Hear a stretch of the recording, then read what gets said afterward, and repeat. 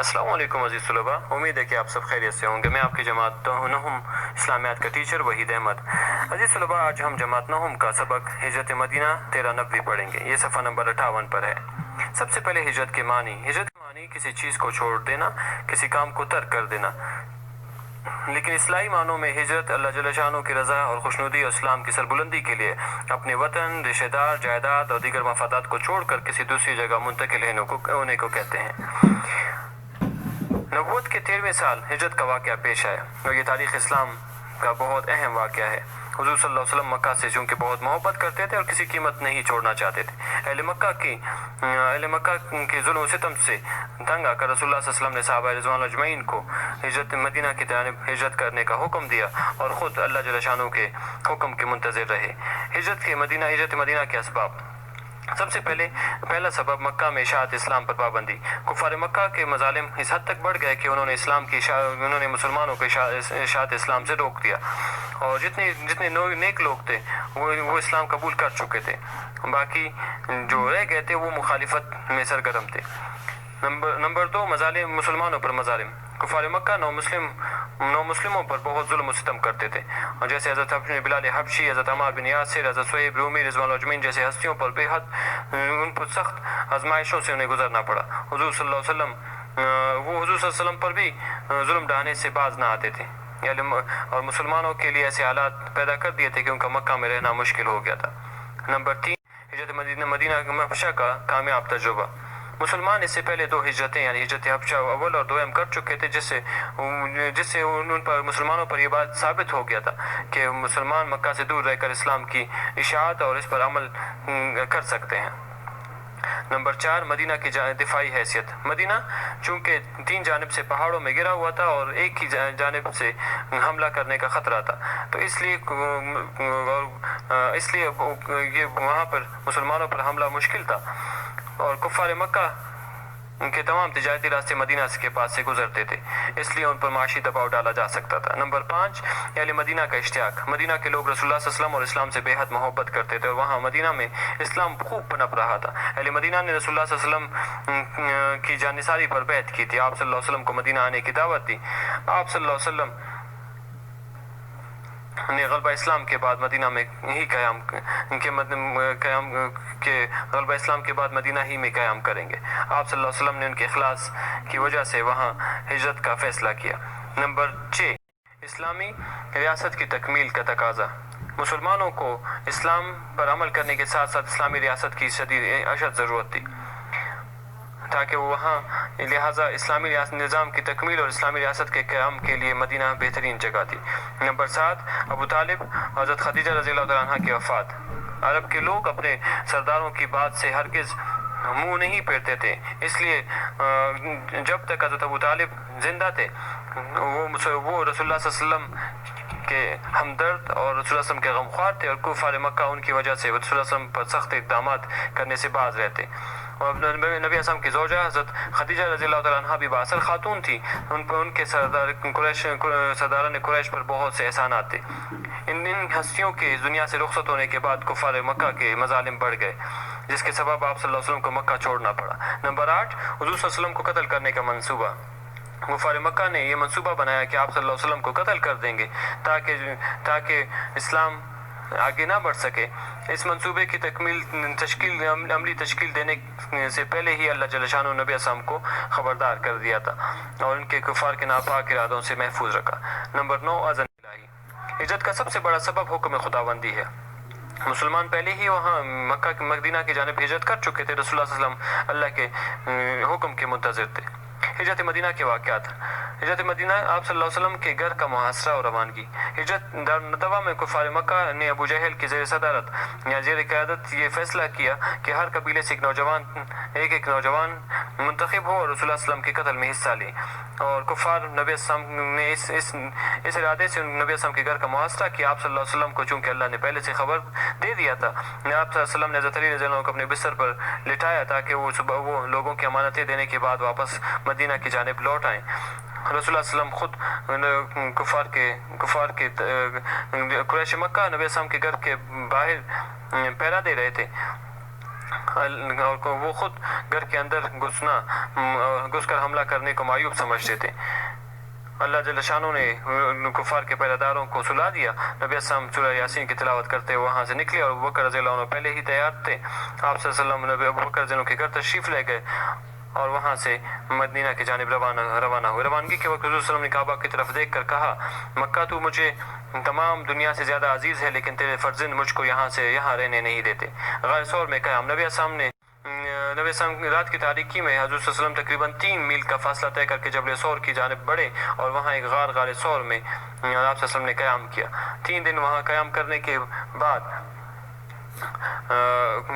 کے بعد وہاں 3 دن وہاں نبی السلام نے قیام کیا اور کفار مکہ ابوبکر صدیق رضی اللہ تعالیٰ عنہ جب آہٹ سنتے تو وہ گھبرا جاتے۔ آہٹ سن کر ابوبکر رضی اللہ عنہ پریشان ہوئے اور کہیں یہ لوگ حضور صلی اللہ علیہ وسلم کو نقصان نہ پہنچائیں، چونکہ کفار مکہ نبی السلام کو ڈھونڈتے غار کے دہانے تک آ گئے تھے۔ حضور صلی اللہ علیہ وسلم کے اطمینان کا یہ عالم تھا کہ آپ صلی اللہ علیہ وسلم نے فرمایا، لا تحزن ان اللہ معنا، گھبراؤ نہیں، اللہ ہمارے ساتھ ہے۔ اور اللہ جل شانہ نے نبی السلام کے غار میں حفاظت فرمائی۔ غار ثور سے روانگی۔ حضور صلی اللہ علیہ وسلم نے 3 دن اس غار میں گزارے۔ اس کے بعد ابوبکر رضی اللہ عنہ کے صاحبزادے عبداللہ دن بر کاروائی سے حضور صلی اللہ علیہ وسلم کو آگاہ کرتے ہیں۔ ابوبکر رضی اللہ عنہ کے غلام عامر بن فہیرہ بکریوں کا دودھ پلاتے اور عبداللہ بن ابوبکر رضی اللہ عنہ کے پیچھے بکریاں ہانک لاتے تاکہ قریش مکہ ان کے قدموں کے نشان کو نہ پہچان سکے۔ اسماء رضی اللہ تعالیٰ عنہ بن ابوبکر نبی السلام کے لیے کھانا پہنچاتی۔ چوتھی رات کو ابوبکر رضی اللہ عنہ کے گھر سے 2 اونٹنیاں آئیں۔ نبی السلام اپنے رہنما عبداللہ بن عریقت کے ساتھ وہاں سے روانہ ہوئے۔ سراقہ بن جاشم کا تعاقب۔ سراقہ بن جاشم نبی السلام کفار مکہ کے انعام سے باخبر تھا، وہ کہ 100 اونٹ نبی السلام کے گرفتار کرنے پر ملیں گے، تو وہ نبی السلام کی حضور صلی اللہ علیہ وسلم کے تعاقب میں وہاں پہنچا تو اللہ کے نبی صلی اللہ علیہ وسلم نے دعا کی تو اس کے گھوڑے کے 2 پاؤں دس گئے۔ وہ اٹھا اور 3 بار آگے بڑھنے کی کوشش کی، مگر اسے پتہ چل گیا کہ آگے بڑھنا نامناسب ہے، اس لیے اس نے حضور صلی اللہ علیہ وسلم سے امان طلب کی۔ آپ صلی اللہ علیہ وسلم نے عامر بن فہیرہ سے کہا کہ اس کے لیے امان نامہ لکھ دیں۔ قبا میں قیام۔ حضور صلی اللہ علیہ وسلم اپنے رفقا کے ساتھ مدینہ سے 3 میل کے فاصلے پر وادی قبا پہنچے اور وہاں کلثوم بن حدم کے گھر 14 دن قیام فرمایا۔ آپ صلی اللہ علیہ وسلم نے وہاں ایک مسجد کی تعمیر کی جسے مسجد قبا کہتے ہیں اور یہ اب بھی موجود ہے۔ حضرت علی رضی اللہ عنہ نبی السلام سے مکہ سے ہجرت کے بعد وہاں آ کر ملے۔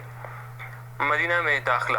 نبی علیہ السلام بنو سالم کے راستے میں بنو سالم کے محلے میں سے نماز جمعہ کی فرضیت کا حکم آیا۔ جب مدینہ سے روانہ ہوئے، قبا سے آپ صلی اللہ علیہ وسلم مدینہ کی جانب روانہ ہوئے تو بنو سالم کے محلے میں آپ صلی اللہ علیہ وسلم نے نماز جمعہ کی فرضیت کا حکم ملا آپ صلی اللہ علیہ وسلم کو، تو آپ صلی اللہ علیہ وسلم نے اپنے صحابہ کے ساتھ نماز جمعہ پہلی مرتبہ ادا کی۔ مدینہ کے لوگوں نے آپ صلی اللہ علیہ وسلم کا پرتپاک استقبال کیا اور بچیوں نے بڑے محبت سے بڑے انداز میں اشعار گنگنائے۔ طلع البدر علینا من ثنیات الوداع وجب الشکر علینا ما دعا للہ دا۔ ہم پر 14ویں کا چاند طلوع ہوا، کوئی وداع کی پہاڑیوں سے ہم پر اللہ کا شکر واجب ہے جب تک دعا مانگنے والے دعا مانگے۔ ہر شخص کی خواہش تھی کہ نبی السلام کی میزبانی کریں، مگر یہ سعادت ابو ایوب انصاری کے حصے میں آئی۔ آپ 7 مہینے آپ صلی اللہ علیہ وسلم 7 مہینے تک ان کے گھر میں قیام فرماتے رہے۔ پھر مدینہ کا نام مدینہ النبی سے مدینہ کا نام مدینہ پڑ گیا۔ ہجرت کے نتائج۔ ہجرت کے کئی سارے نتائج نکلے۔ پرسکون ماحول، مسلمانوں کو وہاں پہ عبادت کا پرسکون ماحول ملا اور غلبہ اسلام و اشاعت مکہ مدینہ میں اسلام ہر دن بڑھتا اسلام کی اشاعت بڑھتی رہی اور ہجرت کے بعد اسلام نے ترقی کی، لوگ جوک اسلام میں داخل ہوتے رہے۔ اہل مکہ پر دباؤ۔ مسلمانوں کو طاقت پکڑتے دیکھ کر کفار مکہ کے حوصلے ٹوٹ گئے اور ان کی اقتصادی حالت خراب ہوتی گئی۔ اوس اور خزرج کا اتحاد۔ مدینہ میں 2 بڑے قبیلے تھے، اوس اور خزرج۔ ان دونوں کے درمیان اتحاد نے مسلمانوں کو اور تقویت دی۔ اسلامی ریاست کا قیام۔ مدینہ چونکہ ایک بہترین جگہ تھی اور یہاں اسلامی ریاست کی تشکیل دی گئی جس سے اسلام کو بہت ترقی ملی۔ اس نے ایمان کی کسوٹی۔ 6 پر ہے ہجرت کے نتائج میں اس ایمان کی کسوٹی. جو مسلمان سچے تھے وہ انہوں نے ہجرت کی اور اپنا گھر بار چھوڑ دیا. جو منافق تھے وہ وہیں مکہ میں رہے. اس طرح ہجرت ایمان کی کسوٹی ثابت ہوئی. اخوت کا فروغ. نبی السلام نے تمام مسلمانوں کو بھائی بھائی قرار دیا اور ہر مہاجر کا ایک انصاری بھائی بنا دیا. اس رشتے کو مواخات مدینہ کہتے ہیں.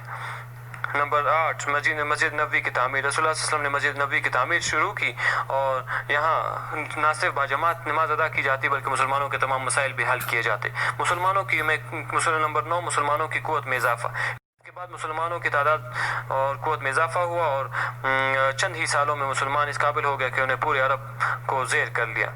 نمبر 10 معاشی صورتحال. مہاجرین چونکہ اپنا گھر بار سب کچھ چھوڑ آئے تھے, اللہ تعالیٰ کے فضل و کرم سے مسلمانوں مدینہ میں ان کو ایک سیاسی استحکام اور پرامن ماحول میسر آیا. انہیں دوبارہ اپنے پاؤں پر کھڑا ہونے کا موقع ملا. عزیز طلباء, اب ہم سوالات کی جانب آتے ہیں. ہجرت مدینہ کے بڑے بڑے اسباب کیا تھے, اپنے الفاظ میں بیان کریں. یہ آپ نے صفحہ نمبر 58 پر پڑھے ہیں. ہجرت کے اہم اسباب. سوال نمبر 2 ہے ہجرت مدینہ کے واقعات کو اختصار کے ساتھ بیان کریں. عزیز طلباء, یہ صفحہ نمبر 60 پر ہے ہجرت مدینہ کے واقعات.